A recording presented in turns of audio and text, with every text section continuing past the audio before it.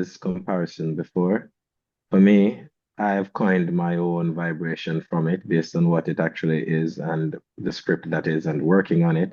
And I call it a mystical thriller violence, you know what I Yeah. mean? But the idea is it's really a Jamaican story, a story of our past and our present, and how it intertwines and where it intersects with the United Kingdom, a story of slavery, a story of repairing damages done, reparations, such a big word, but a simple meaning, a meaning of repair. And I played the character Cudjoe East, and you follow him, he's pretty much a regular man. However, he hangs on to his past, searches for something that he will never find. And to me, that kind of mirrors a lot of people in today's society, you know, zombie-like. So I tried to play the human nature of this character and also fantasize him a bit with a little bit of edge, you know what I mean? But yeah, in a nutshell. Yeah. And how did the opportunity arrive on your doorstep to play Cudjoe East? Was it a regular talent agent sort of self-tape audition process, or how did this opportunity arrive at your doorstep, Sheldon? Yes, the self-tape was involved. However, I learned about this piece a long time ago, a few years, in fact. Storm and I are friends. This is not our first project working. That's the director, Storm Salter. This is not our first project that we're doing together. We did our very first debut feature film titled Better Must Come. We did that in as far back as 2006. 2000 and over the period of 2006, 2008, and 2010, where it got its release and it did some award winnings in 2012. But yeah, that's Better Must Come. So we met then, and Storm was telling me about a story that is on his desk, and he's pitching me to play, right? And at that time, it was about 6 episodes, and Storm was directing only one. So he told me that he saw a character and it really looked good for me. And I was talking to our casting agent in Jamaica, who is also a friend of mine. Her name is KBC Casting, and she sent me the sides and for me to do a self-tape. And I saw the character, I saw the script that Carla Chrome's writing was really, really impressive. And I submitted my tape. They loved me. However, the series fell off the radar for a couple of years, and I thought it was gone. And then I got a call that hey, they have decided to return with the series. So I'm like, cool, but I was getting a bit of a I wasn't getting response from them. So what I did was I flew to London from Jamaica, from actually from New York where I was staying. I flew to London and had my management team organize a reading, an in-person reading, Okay. and I did it. And before I left the building, they told me I got the role. Okay. So So you made a personal sort of sacrifice in yourself because you believed in the project so much. in essence, the it was I saw the character. It was a brilliant character on page, kind of like an actor's dream. I am playing multiple characters in this film, and even though that is, I guess that's one of the association with Sinners, where Mm. the actor Michael B. Jordan, he plays multiple character. Well, is but my thing is different in that I am playing the same character, but in different time periods. You know Yeah. what I mean? It's very interesting, you know what I mean? So yes, it was the story, the script, the whole idea, and I was energized by it, and it was pretty exciting. And the character Cudjoe, you mentioned playing him in sort of different time zones. Did you have to bring sort of different viewpoints to him, different for personality? Did you have to distinguish him almost as two different individuals in terms of this is Cudjoe from the past, this is Cudjoe from the present, this is what Cudjoe from the present would do, this is what Cudjoe in the past would do? 100%. 100%. In on the surface, they look different, innit? You know what I mean? Because Mm. one time period, even the fashion is different in the different eras. And also, one character has seen more things than the other. One character has centuries of experiences. So he's more of a stable, more still character, when the other one is more of a younger, more is looking forward to life, thinking that life has more opportunities than it really probably did at the time. But the other character, he's now seeing that life is like the tumbleweed in a Western film that the wind blows across the screen. So he goes where the wind goes, and he does what he wants, and he pleases no one. So his journey as a more experienced human being is kind of meh, you know what I mean? Yeah. Nonchalant about it. And the other character, so they're two different time periods, two different ages, two different experiences. They're like two different human beings. That is kind of how I looked at them. However, one carries the memories of the other. You know what I Okay. mean? Yeah. And Sheldon, what was it like going between Bristol and Jamaica in terms of filming the series? Because I imagine as a prominent character, you were in both locations filming. Yes, yes. I spent a lot of time in Bristol. Bristol is quite a charming city. I really enjoyed my time. I really full enjoyed my time in Bristol. You know, I mean, running around the city with at the time it was a little bit nippy, so my natty was blowing in in the wind while I ran along the river, and I really, sorry, I really enjoyed those river walks, and I really enjoyed the studio, you know what I mean? Because in Jamaica, we don't have that. In Jamaica, it's actually we're building a set in the open field or whatever. In Bristol, there was a studio with the set built inside of it, you know what I mean? Mm. So that was cool for to have, you know, like that. So between Bristol and Kingston, shooting in Bristol, I really enjoyed my time shooting in Bristol. It felt like a ebb and a flow. It felt there was so much peace, so much harmony. The guys at Snowden, they made it really comfortable for us. Sky made it very comfortable for us. So we were very respected and well received as Jamaicans Mm. there in Bristol.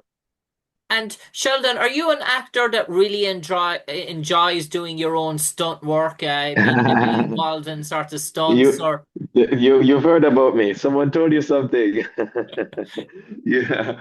I tell when I did Better Must Come, this is how I am. I did the Marley biopic, and they had this guy on set doing my stunt driving, and I was like gritting my teeth. I was like, ah, come on. And I went to the director and I said, get him out of the car. I would not I would not look like that driving on screen. Get him out of the car. I have to do this thing. So I kind of like doing the actual physical stuff. I've not done anything really interesting like jumping out of a plane or or riding a motorcycle off of a cliff. You know what I mean? I've yeah. not done anything as interesting as that. But running, jumping, climbing, rolling, you know what I mean, being buried alive, you know what I mean, things that I do, it's me. So you like being in possession of combat arms and weapons and all that? Well, I definitely have done that in Better Must Come, you know what I mean, Okay. and in Yardi I fired a couple shots. So there wasn't anybody doing my stunts for me. It Yeah. was me, you know. I'm from Jamaica, you know, so we are exposed, you know. And Sheldon, in terms of possession and the sort of supernatural and the sort of vibes that go with it. When you saw it back for the very first time, when you saw the first episode or you saw the final product, were you taken back a bit by surprise yourself at how good it looked? You know, I have a gift, I would say. I would think I'm not sure if it's a rare gift, but I've recognized it where I can watch myself in a film production and not see myself. I Okay. can watch it from the perspective of an audience member. And I was falling into the story, man, when I was watching the first couple of episodes in Jamaica at the screening. That's where I first saw it. I saw some cuts in the editing room, but that wasn't enough, you know what I mean? So when I saw that in Jamaica, caught up in the story. I felt all the little moments of being frightened, goosebumps, and I'm like, ooh, you know what I mean? So I got it, and I wasn't surprised at how it looked because, as I said before, on set the harmony was palpable. You could feel the energy of everyone was so amazing. The actors were stellar, production crew stellar. Storm was like in his hammock. He was so comfortable directing. You know what I mean? He never had to be running around, when we're doing it guerrilla style. He was so comfortable. He had a reliable team around him, and that made him just sit in that chair confidently. And I like to observe things even while I'm working. I like to observe how everything is flowing. And once I saw that the flow was next to perfect, I knew that we had something great. Yeah.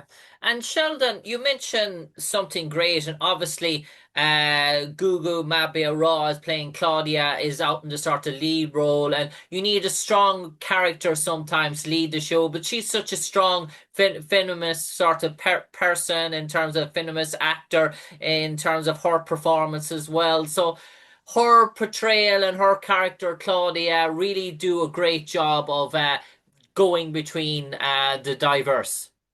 Yeah, Gugu Mbatha-Raw, she's beautiful. She's amazing. You can't stop, you can't help but just keep your eyes fixed on her. But what she brought to that character was really interesting. She brought the sensitivity. She brought, at some moments, you saw her being the child, new to the environment, it's like she missed her childhood, sorry, and then she's rediscovering it in Jamaica. So she came in as this big, bad, mighty attorney, and then it's like the environment kind of changed her in a way where you could see the vulnerability, you could see that childlike essence, you could see, and her nuances. There was this moment when her toes just and her vibes. She was in. She's such a brilliant actor. You know what I mean? All the actors, man, there. It's like Belle Powley. Wow, she's brilliant. Johnny Lee Miller, he's so stellar. His moments. Johnny Lee Miller is so good. You don't even know that he's so good. That Yeah, way where yeah, he's so perfect in the space, man. You know what I mean? I was watching and I'm like, man, Johnny, do you know what you're doing? Because it is so he's such a veteran. The textures that he administered for that character, man. So it was like Nadine Rollins who played Mercy. She's like she steals like every scene she's in. You know what I mean? yeah. So such a brilliant actor as well. The Jamaican actors really came out. Chantal, who played my wife, who played Matthew's wife. Oh God, her emotional level, her sensitivity to dialect and dialogue.